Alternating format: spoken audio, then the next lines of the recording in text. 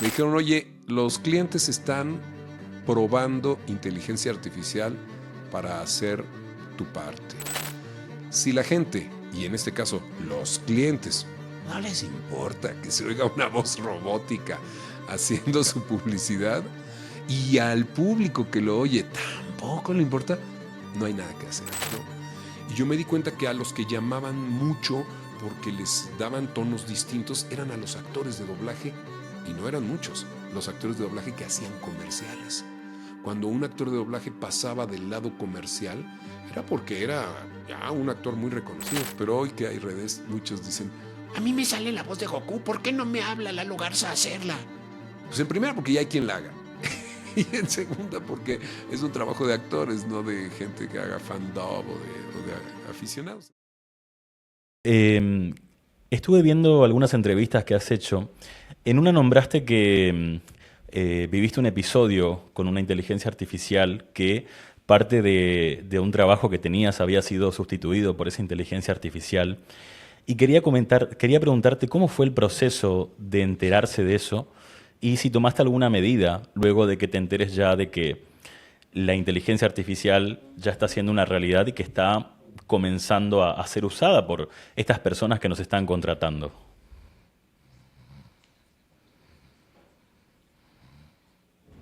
Sí, gracias Marcelo. Y fíjate, te quiero comentar que ese fue un error de novato, de veras. Yo creo que no terminamos de aprender nunca. Y yo recuerdo que esta era una marca muy importante para mí, pero significaba el 80% de mi trabajo, ¿no? Entonces creo que nunca debemos de poner todos los huevos en una canasta. Nunca sabes por dónde te va a brincar la liebre. Y aquí el equipo de contacto con el que yo trabajaba, básicamente los adaptadores de los textos, porque hacíamos versiones para el mercado latino de muchos comerciales americanos, me dijeron, oye, los clientes están probando inteligencia artificial para hacer tu parte. Y tanto ellos como yo subestimamos y dijimos, bueno, de aquí a que se logra y que se puede hacer.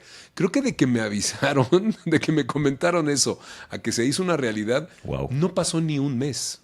Ni un mes, ¿eh? Y fue una empresa, recuerdo muy bien que me decían, una empresa española, que fue la que tocó a las puertas de esta compañía, que es una compañía muy grande, y les ofreció el producto. En realidad empezaron a escuchar, incluso la gente del equipo creativo me mandaba audios, me decía, oye, mira, checa, ¿cómo lo oyes? Estamos todos asombrados de que les guste, es terrible. Pero lo que más me asombró es que, y creo que por ahí va justo el tema, yo lo tuve que asimilar y entenderlo así. Nosotros hacemos y haremos siempre el trabajo que sabemos hacer y buscaremos actualizarnos y hacerlo lo mejor que se pueda. Si la gente, y en este caso los clientes, no les importa que se oiga una voz robótica haciendo su publicidad, y al público que lo oye tampoco le importa, no hay nada que hacer. No hay nada que hacer. Porque si ellos no sienten la diferencia, entonces ese esmero que tú tienes cuando haces tu trabajo y dices, tengo que hacerlo cada vez mejor, voy a tener mejor articulación, colocación, proyección, dicción. Pero entra un aparato que no tiene emoción, de veras no tenía emoción cuando comenzó esto hace más de un año. Pues bueno, no hay nada que hacer. No sé si eso más o menos te pone en la mira de lo que yo sentí en ese momento sobre todo lo peligroso que puede ser esto en un futuro, ¿no? Mario, ¿y tú crees que lleguemos al punto de tener que reinventarnos, al menos los locutores más jóvenes? No digo dedicarnos a otra cosa que no sea locución, pero ver la locución de otra manera. Ahora se llevan muchas empresas que dicen, por ejemplo, te clono tu voz y te pago la licencia de tu voz un año. Vos no tenés que hacer nada, grabás 10 horas seguidas y te repartimos eso. ¿Vos crees que eso sea parte de la realidad de la locución del futuro? Sí, ¿O claro, claro, que claro. Claro, la automatización en muchos de los procesos dices, ¿a poco antes los artistas de la voz grababan todo un libro? No, pues ahora grabas una página y con esas intenciones pueden hacer 200 o 600 páginas, ¿no? Puede ser, ¿no? Y sabes lo que hemos hecho en muchas reuniones luchando y se han llegado a logros interesantes, al menos en la legislación en México, en luchar por no detener a la inteligencia, sino ser parte de ella y obtener el reconocimiento y entonces el pago justo por la utilización de nuestra voz como fuente para alimentar una inteligencia o como una herramienta para clonar tu voz y poder ofrecer otros servicios, ¿no? Una de las cosas que entendemos y que vemos los que estamos activos en buscar cambios en la legislación, reconocimiento a los derechos de autor y pago por regalías, es que la integración es algo que no se va a poder detener y que incluso puede ser una nueva forma de trabajar y que debe ser algo que nos convenga. Es tanto como la lucha que tuvieron muchos, por ponerlo de alguna forma, los taxistas con las implementaciones de los taxis de plataforma, ¿no? Y muchos ya buscaron y tienen ambos trabajos, trabajan como lo hacían antes y también a través de una aplicación. Entonces, finalmente, todas las profesiones, los empleos, los oficios irán tomando una forma diferente.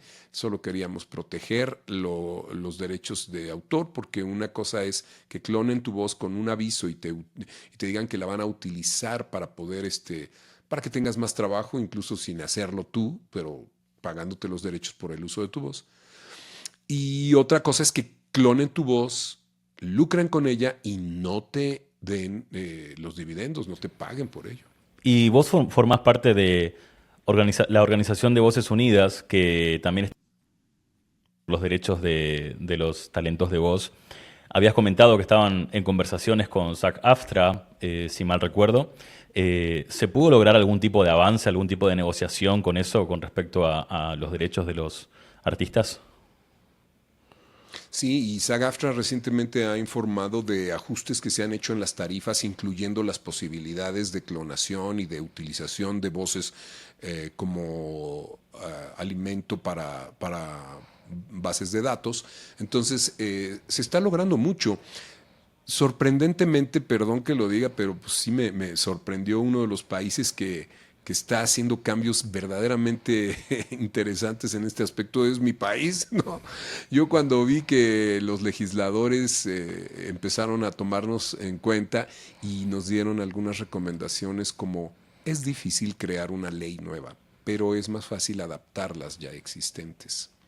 Entonces, al adaptar la ley de radio y televisión de comunicaciones en México, se hicieron algunos ajustes, algunos artículos en los que se hablaba de que, al menos en el doblaje, se solicita que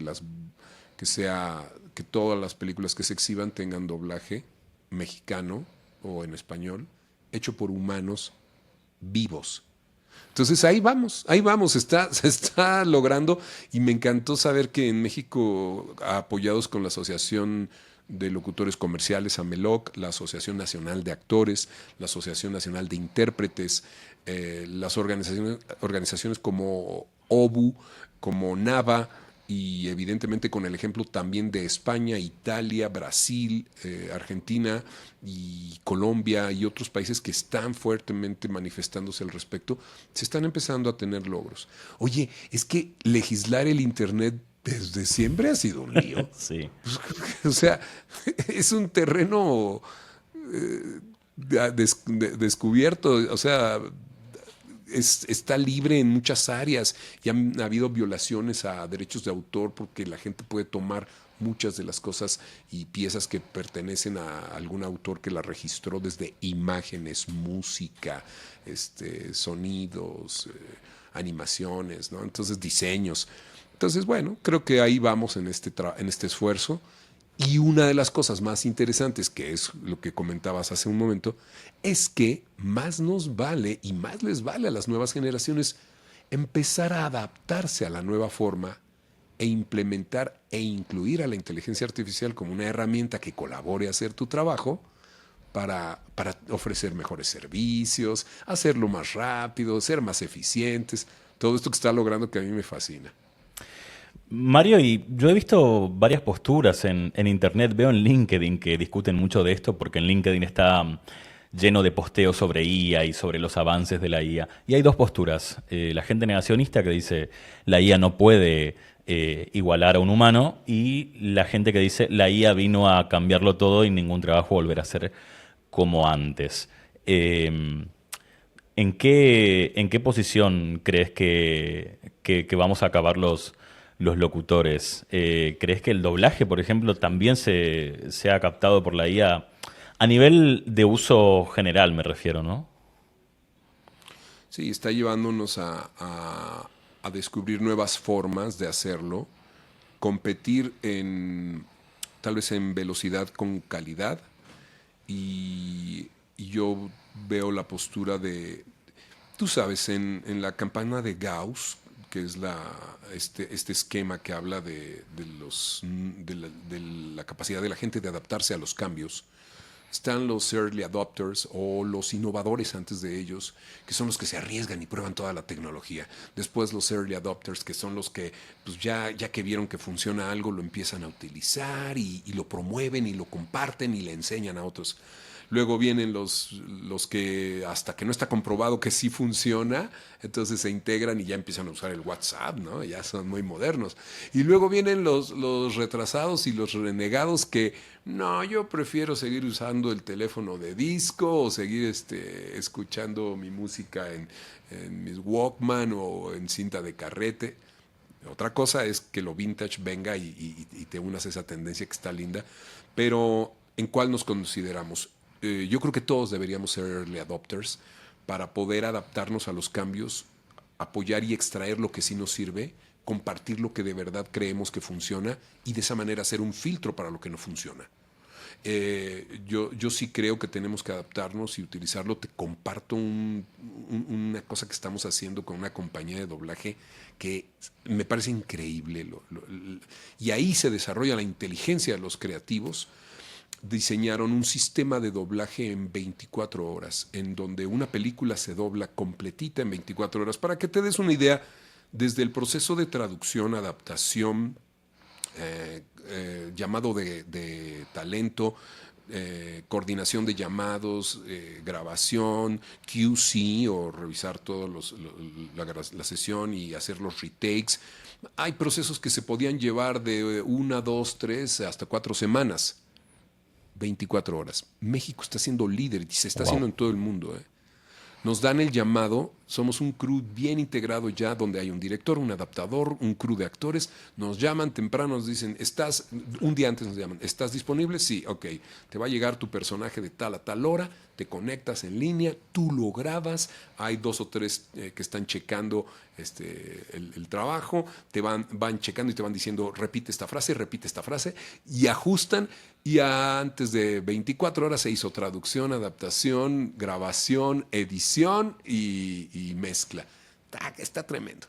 Eso hace que los equipos humanos den su máximo y claro que se valen de inteligencia artificial como la que nos permite a muchos grabar a distancia, controlar la sesión nosotros mismos, ¿no?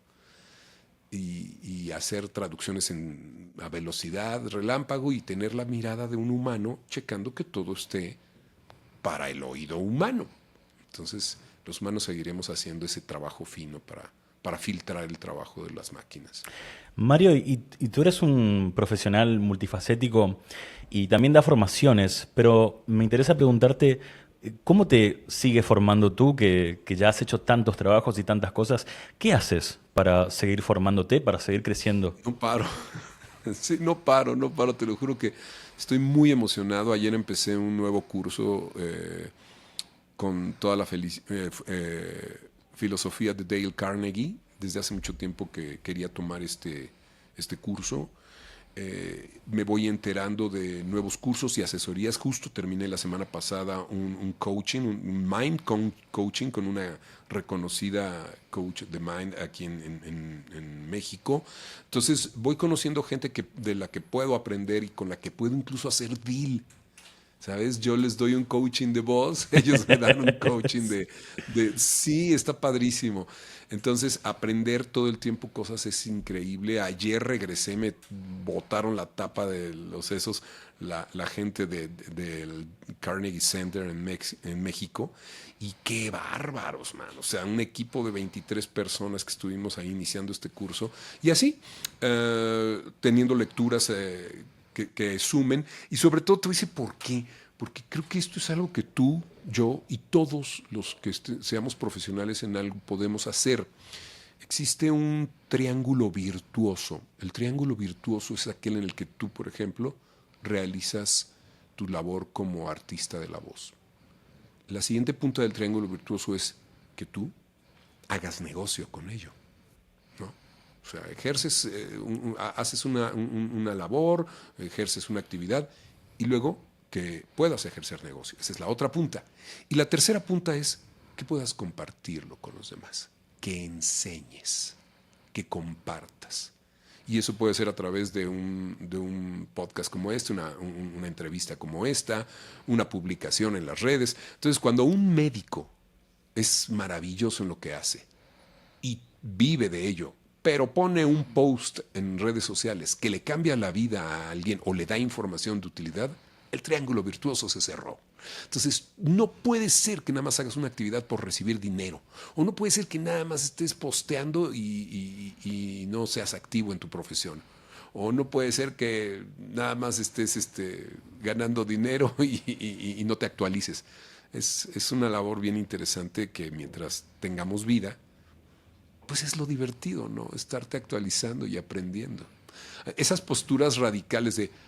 Y hace un año me cayeron encima un grupo de conservadores tremendos, porque yo publiqué un video en el que decía, ya salió la nueva versión del ChatGPT que ofrece esto, que ofrece el otro, que ofrece aquello, que pone en riesgo esto, que pone aquello, ¿no? que tiene estas características.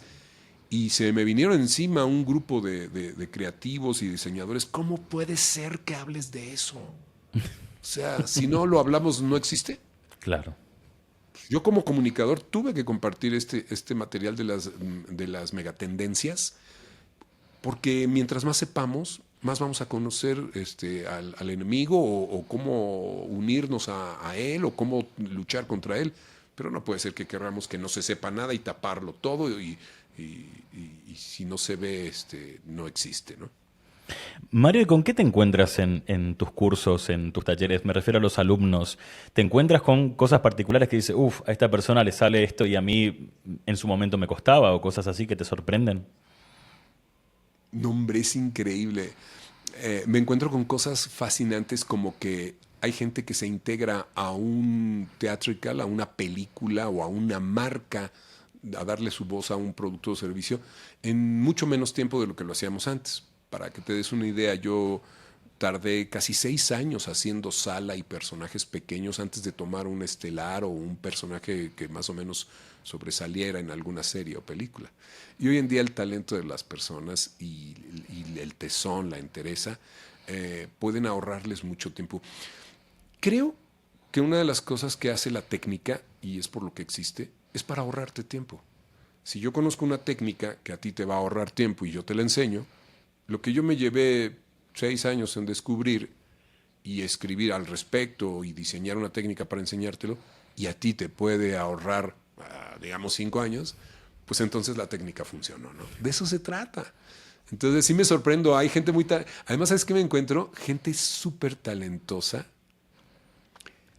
y otra que no lo es, pero es obsesionada y tiene garra y entereza y, y ahí hay una lucha bien interesante porque a veces los talentosos se tiran para atrás y los que tienen ese deseo de veras grande en la cabeza de hacer las cosas lo logran antes.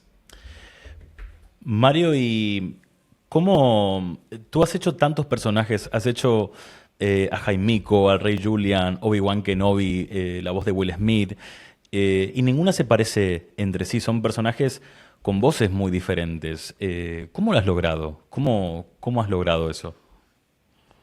Fíjate que en su tiempo no lo imaginaba. Mi padre se dedicó a ser imitador de voces. Era un actor y un comediante de la radio de los años 40 y luego de los inicios de la televisión en México en los 50, que su trabajo era básicamente con su voz.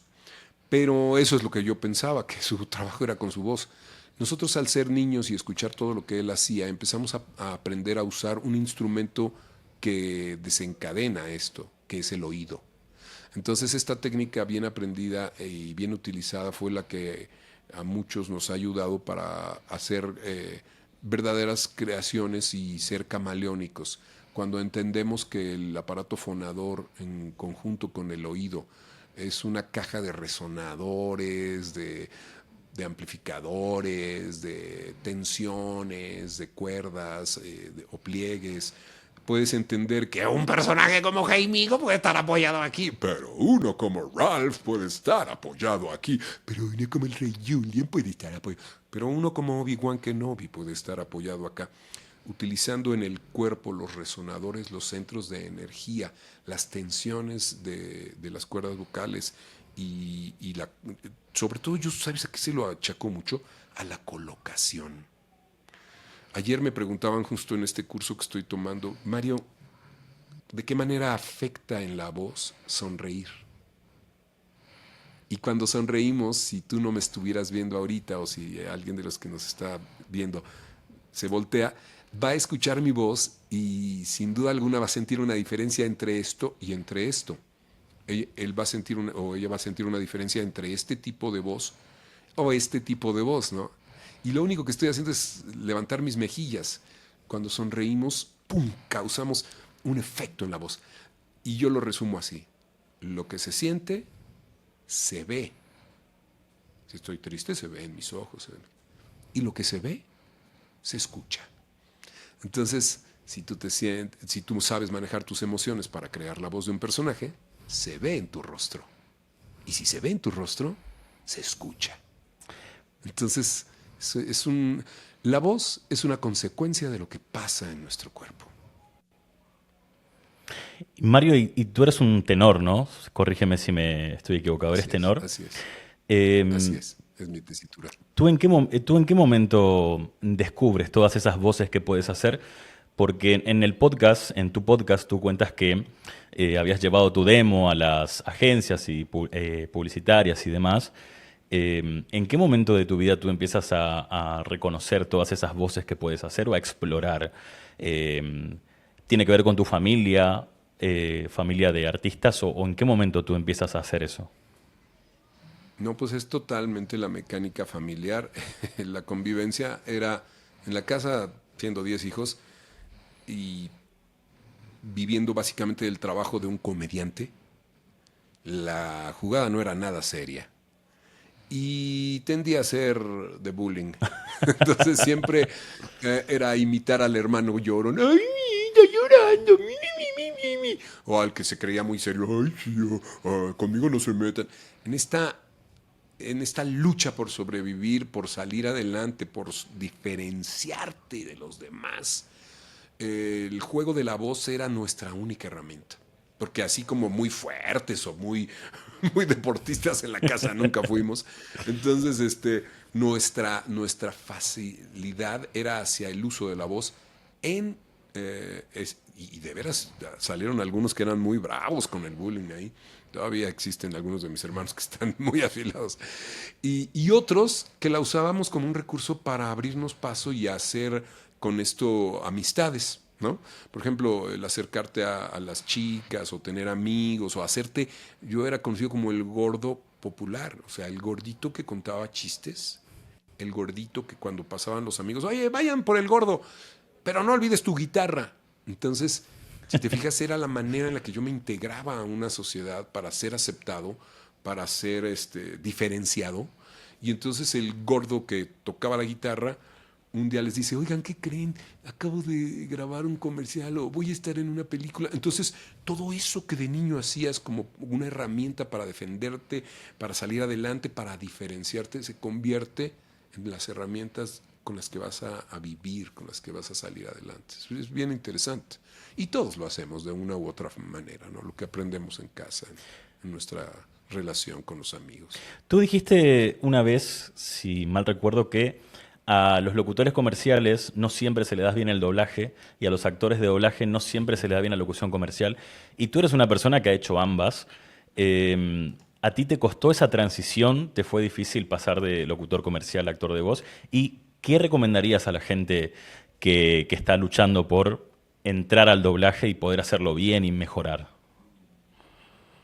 Tienes toda la razón, fue un momento determinante porque yo inicié haciendo stand-up, después continué estudié la carrera de comunicación y empecé a hacer anuncios y empecé a ganar dinero y dije, ay, esto. Entonces, fíjate la cerradez, me fui sobre una cosa. Después de los primeros 2 o 3 años, ya no me llamaban porque todo lo anunciaba igual y sonaba muy predecible. Y entonces estaba en mi zona de confort en donde todo lo hacía como locutor y usaba estos estereotipos de el locutor dice todo muy claro y muy animoso, ¿no? Cuando empezó a suceder eso me di cuenta que muchos de los colegas, ahí es bien importante ver a tu competencia, qué están haciendo los demás, ¿no? Y yo me di cuenta que a los que llamaban mucho porque les daban tonos distintos eran a los actores de doblaje, y no eran muchos, los actores de doblaje que hacían comerciales. Cuando un actor de doblaje pasaba del lado comercial, era porque era ya un actor muy reconocido. Y yo estaba del lado comercial todo el tiempo, grababa muchísimo. Y yo dije, pues yo tengo esta maravilla de poder ya hacer los comerciales, tengo que aprender el oficio de esta gente, la profesión de la actuación, y me metí al doblaje. Me metí al doblaje. Me obsesioné, tomé un curso, empecé a ir, me di cuenta que era algo apasionante. No era de lo que iba a vivir, por supuesto, porque la publicidad cubría ese aspecto, pero era algo que significaba mi pasión. Entonces, al empezar a actuar con mi voz, enriquecí mi trabajo de locución. Mario, y me interesaba preguntarte también el tema de doblar a Hollywood como Will Smith. Tuviste la oportunidad de conocerlo, de charlar con él en una entrevista. ¿Cómo fue esa experiencia? Y preguntarte también si ahora los actores de Hollywood, con toda esta exposición que tienen los actores de voz, tienen más en presencia a sus actores de doblaje que antes. Sí, ha sido increíble. Las redes sociales nos permiten ser no famosos, sí conocidos, ¿no? O populares. Poder llegarle a uno de los actores que tú doblas, a nosotros, a los actores de voz, se nos hace un sueño, ¿no? Se nos hace increíble poder decirle. No sé qué tanto lo comprendan ellos, ¿no? Porque pues ellos es raro Claro. que vean una película en checo o en mandarín o en español. Pero sí, sí poder compartir con ellos y decirles y hablarles de la importancia. Y conocer a Will Smith fue sorprendente porque así como lo ven, a pesar de esos desplantes y de las cosas que le han afectado en su carrera, porque es un humano, pues así como tiene eso, puede ser un hombre humilde, sencillo, que se abra y te permita escuchar, y se permita escucharte y le puedas decir, oye, a lo mejor lo que te voy a decir es muy. Yo tuve la oportunidad de acercarme antes de la entrevista porque no te dejan, ¿no? Los de Claro. la distribuidora son muy cuidadosos para que no molestes al artista y tienen razón. Pero yo sí me le metí por un lado y en un break que aproveché que se paró al baño y regresó a comer algo ahí, le dije, quiero decirte que me parece tan curioso verte, por ejemplo, comiendo, verte respirando, porque todo eso yo lo hago y conozco perfectamente cuál es tu capacidad pulmonar porque sé hacer tus respiraciones, sé hacer tus chasquidos, sé cuáles son las palabras que más usas, sé cómo te ríes, no, que lo usa mucho, Will. Entonces, eso les sorprende. Entonces, sí tienes razón, les llamamos la atención, se les hace muy. A mí se me haría muy curioso conocer a alguien que me prestara voz. Pero datos interesantes, hace unos años estuve en un congreso con un actor que yo oigo casi diario, que es la voz de Goofy para Disney. Y Bill Farmer, que es la voz de Goofy, y yo hicimos una conferencia en conjunto, dimos una conferencia en un congreso, y yo le decía, Bill, Goofy en inglés es escuchado en muchos lugares. Imaginemos que es escuchado en todo Estados Unidos. ¿Cuántos millones de habitantes hay en Estados Unidos? Pues como 300. En Latinoamérica, la voz de Goofy en español la escuchan más de 500 millones de personas.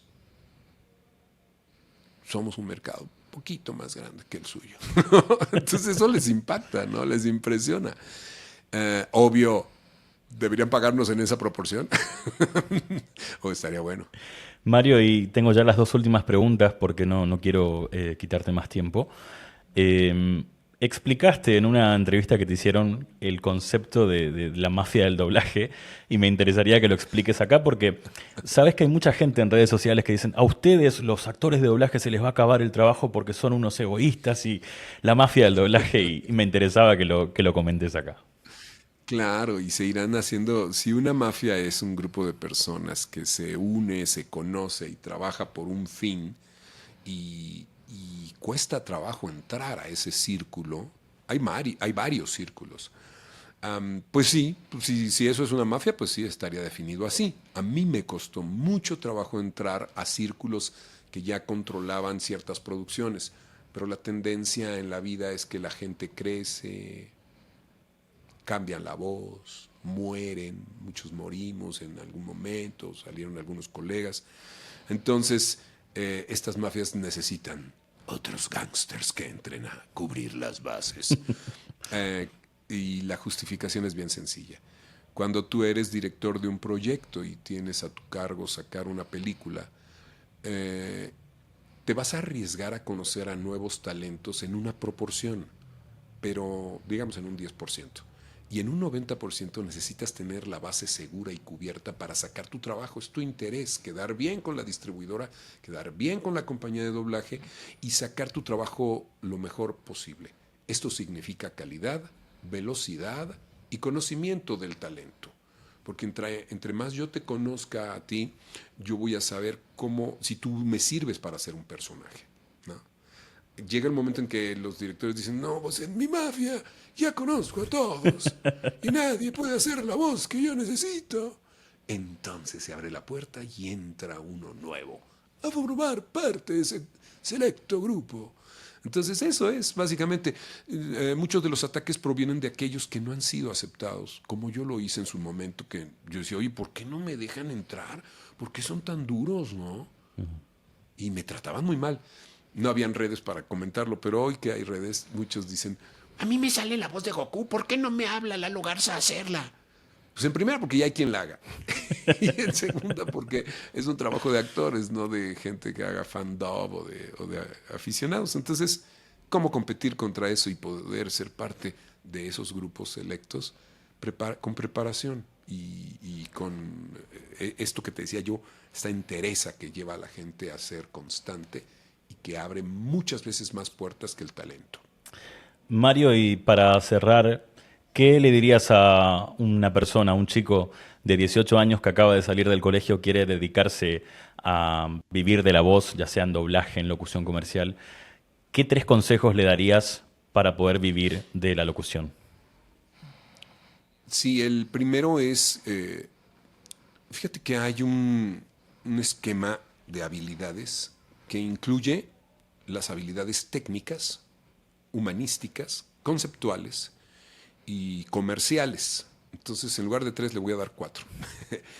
Técnicas, necesitan conocer los equipos, actualizarse y tener la posibilidad de conectarse, grabar desde usted, o sea, tener un equipo hoy es indispensable, ¿no?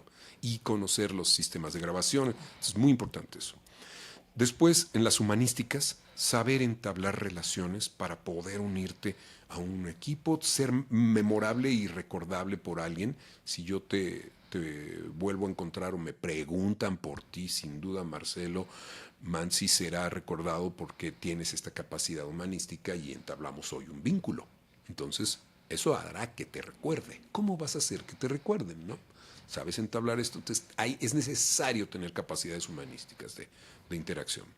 Después, las conceptuales, en donde puedas observar que, aunque hoy te digan que no, este es el efecto de eleva el dron, ¿no? Esta es una situación que a veces nos encerramos y la vemos y es nuestro todo. Pero si tú elevas el dron, vas a ver que forma parte de un contexto mayor, ¿no? Y entonces no pasa nada, porque si no es aquí, va a ser acá. Y si no es aquí, va a ser acá. Y si soy solo actor de doblaje, pues a veces me voy a desesperar. Pero si además soy locutor comercial, y si además hago audiolibros, y si además hago e-learning, y si además me meto a los videojuegos, y si además aprendo inteligencia artificial para controlar otras voces y la mía, ¿no? Se abre el concepto. Y finalmente, comercial. Si tú no te vendes, ¿cómo te voy a comprar? Hoy es gratis hacer una publicación en las redes, ya lo hubiéramos deseado en nuestra época, así que ¿cómo te comercializas? ¿Cómo ofreces tus servicios y tus productos? Entonces, yo les recomendaría eso. Bueno, Mario, muchísimas gracias por esta entrevista. La verdad que creo que más de uno va a poder escuchar con mucho amor y con mucho cariño las respuestas que has dado, que la verdad que me han encantado. Te agradezco por tu tiempo. Gracias por todo el trabajo que has hecho y todas las alegrías que nos has dado a través de las voces y tantas locuciones y personajes que a mucha gente han hecho muy feliz. Gracias, Marcelo, y gracias a todos. Y ojalá y sea, creo que si pasamos por la vida sin enseñar o compartir algo de lo que hacemos, no tuvo sentido. Entonces, ojalá y pueda ser de utilidad para los demás, como lo que tú estás haciendo. Hasta luego, Mario. Gracias.